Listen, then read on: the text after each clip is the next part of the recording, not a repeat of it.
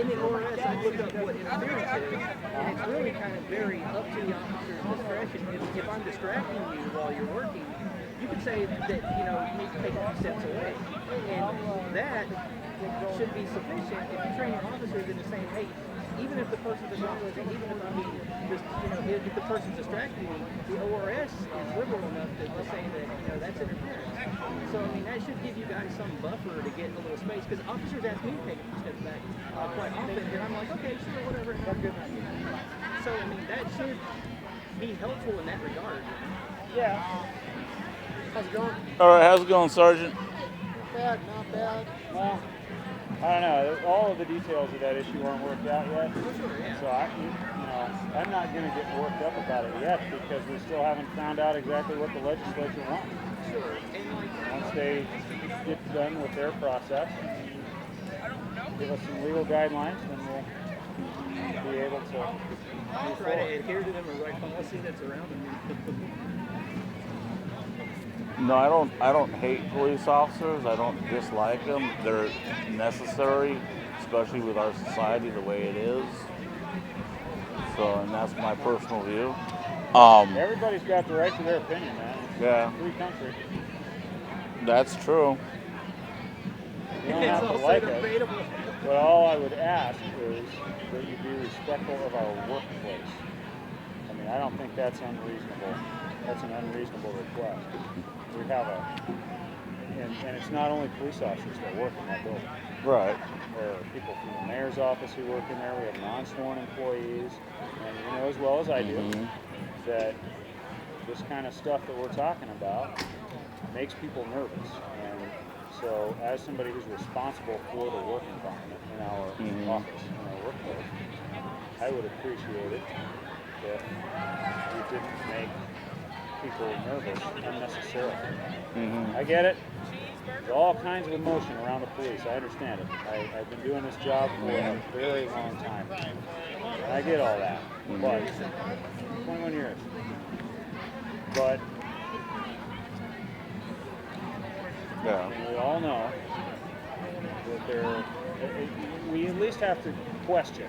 Right? I mean, as an individual, I think it's reasonable for you to question why would you want to be out there at every shift change, taking video of cars coming and going from a parking lot. I don't know. I mean, you don't have to answer that question. Like I said, it's a free country, but I gotta wonder why. I mean, it started with a big old white bald head guy. I forgot the guy's name that got in my face about it. And said that he knows that I was planning on attacking the precinct. He knows that I hate police. He knows that I hang out with a notorious anarchist named Mike Bluehair. Notorious might be a little strong. And I felt very flattered because I'm not violent. I'm not like a brick thrower. I'm like a camera guy. You go through. I mean, I know a lot of you guys know my real name. I mean, you research my jacket and it's all petty. I don't, but I really don't need to. Right. Yeah. No, you don't. If I need to, I guess I can. Unless there's probable cause to investigate. There's no reason. But I can tell you what's on my record. Very petty crap to be on my record. Stuff like sleeping in abandoned buildings, or you know. Yeah. Well, I mean, that's that. But my whole point is that I also know, because I have been around long enough to know that one motivation for some people who insist on sticking cameras in police officers and victims and witnesses in other people's faces in situations where they don't know what's going on are doing that because they're trying to provoke a reaction. And in some people, I don't know, maybe you're going to provoke that reaction in me. See what my reaction is. I don't care, but you know, when people think that you're taking video of them in their personally owned vehicles coming and going, in this day and age where we have the very public threats to police officers in this country, that we're going to come to your house and we're going to do bad things to you, can you understand how that would make people nervous? I understand. If they think that you're doing that. Right. Can you cite examples of people did video detailing officers? Can you cite one to it? I'm not being What I can tell you, no, I think you're honest. I think that's a fair question. What I can tell you is that we know from research on attacks on people, whether it's a true terrorist attack like ISIS, or if it's more of the homegrown person, that kind of thing. There's always pre-operations for them. Always. You can't just show up. Well, I know they train you that, but like, I want to see it.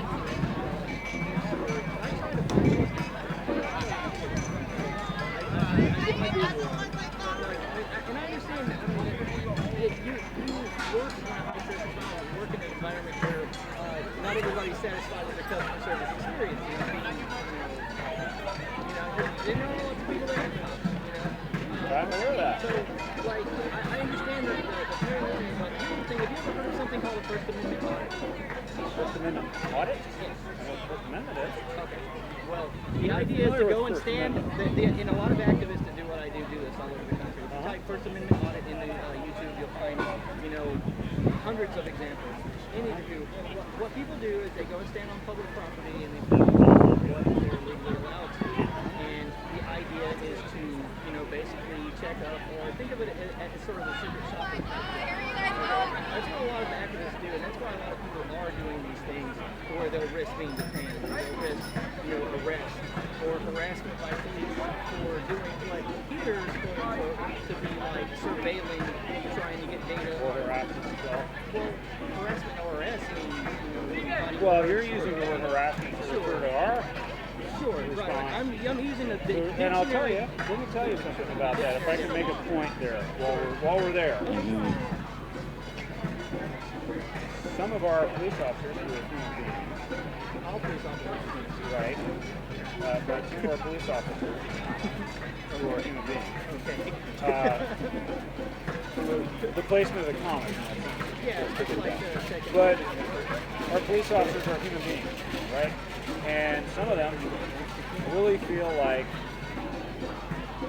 and I think everybody can agree that they have a very difficult job. In the 21 years that I've been doing this job, it has never been as difficult as it is right now. And one of the things that makes our job difficult is, and I see this a lot in the role that I have now, because I listen to our employees. And what I look for is what people really think, what really makes them tick. And the prevailing sentiment among our police officers, and I think members of our profession in general, is what? I got this job because it's public service. I can tell you, I don't have to do this job. I could make a lot more money in the private sector and have a lot less trouble doing it, right? I chose this job because I chose to serve other people. Despite the rhetoric that I hear from outside a lot, by and large,